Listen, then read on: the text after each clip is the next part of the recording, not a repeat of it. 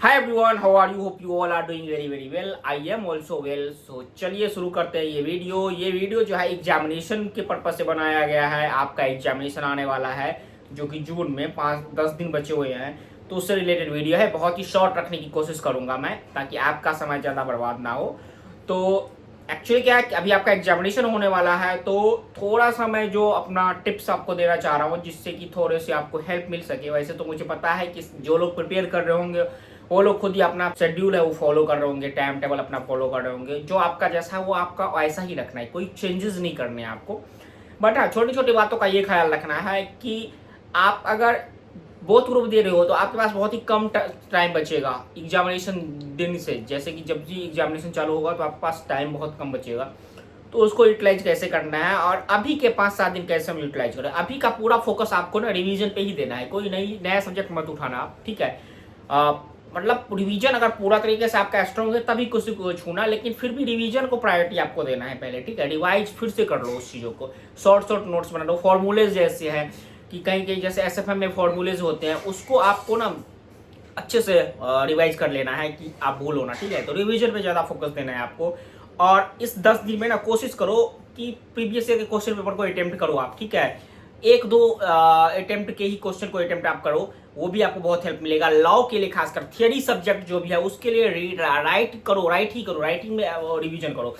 पढ़ना तो है ही, पढ़ के बाद कोशिश करो कि अभी 5-7 दिन जो बचे हैं उस 5-7 दिन में रोज कम से कम 4-5 क्वेश्चन या 10 मैक्सिमम ले सकते हो। 10 से ज्यादा भी जा सकते हो, लेकिन 10 का एवरेज ले लो। 5 से 10 के बीच में क्वेश्चंस आप सॉल्व कर रहे हो लिख कर, इससे आपको लॉ में बहुत ही बेनिफिट मिलेगा। और इसके लिए प्रीवियस ईयर के क्वेश्चन इसलिए मैं बोल रहा हूँ क्योंकि प्रीवियस ईयर में उसको टॉपिक वाइज क्वेश्चन पूछे जाते हैं, तो हर एक टॉपिक से कुछ ना कुछ क्वेश्चन आ जाएगा, तो उस पर फोकस करो आप, ठीक है।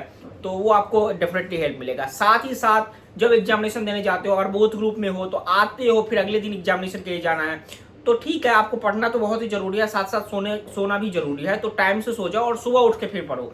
मतलब ऐसा नहीं कि कितने वैसे जिसके लिए जो बेनिफिशियल है वो करो, लेकिन मेरे पॉइंट ऑफ व्यू से आप ना 2-3 बजे रात तक मत पढ़ना, 12 बजे तक पढ़ो। 12 बजे से पहले ही कोशिश करो, या ज्यादा लेट पढ़ना है तो 12 बजे तक पढ़ो और 12 बजे के बाद सो जाओ और फिर सुबह 6 बजे के आसपास उठो, 6-7 बजे उठो, फिर पढ़ने की कोशिश करो।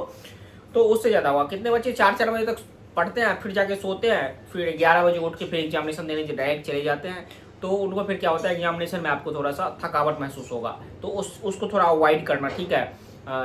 आप रात में टाइम से सो जाओ, सुबह पढ़ लेना जो ही पढ़ना है, और जिनके पास गैप है एक दिन का वो तो अच्छे से यूटिलाइज कर सकते हैं।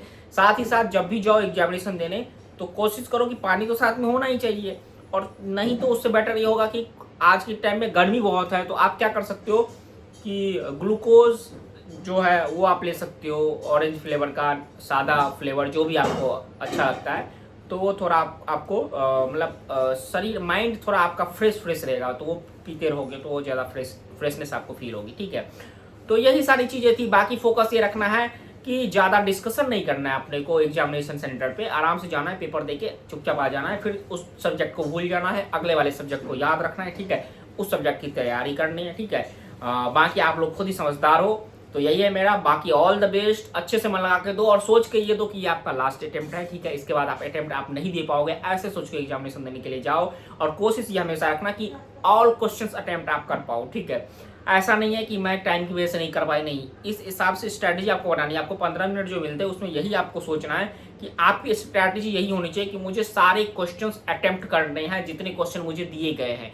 जैसे 10 में से 8 अगर देने हैं तो 8 के 8 आपको अटेम्प्ट करने हैं, ये सोच के देना है, ठीक है। आपको कहीं पे क्या होता है कि आपको पूरी क्वेश्चन नहीं आ रही है तो आधा ही आ रहा है तो आप स्किप कर देते हो, उसको लास्ट के लिए छोड़ देते हो। बाद में पता चलता है टाइम नहीं मिलता है, किसी में ज़्यादा टाइम दे दिया, लेकिन वो आधा भी बनाओगे तो आपको स्टेप बाइज मार्किंग मिलती है। तो कोशिश डेफिनेटली ये करना कि 100% आप अटेम्प्ट करके आओ एग्जामिनेशन में, ठीक है। सो यही सारी चीज़ें थी। शॉर्ट वीडियो बनाने के पर्पज से मैं इस वीडियो को यहीं पे समाप्त कर रहा हूँ। बाकी आप कमेंट कर सकते हो अगर आपको और भी कुछ रिलेटेड पूछना हो तो। All the best and hope कि आप लोगों का एग्जामिनेशन बहुत ही अच्छा जाए, सुपर्ब जाए, ठीक है। All the best.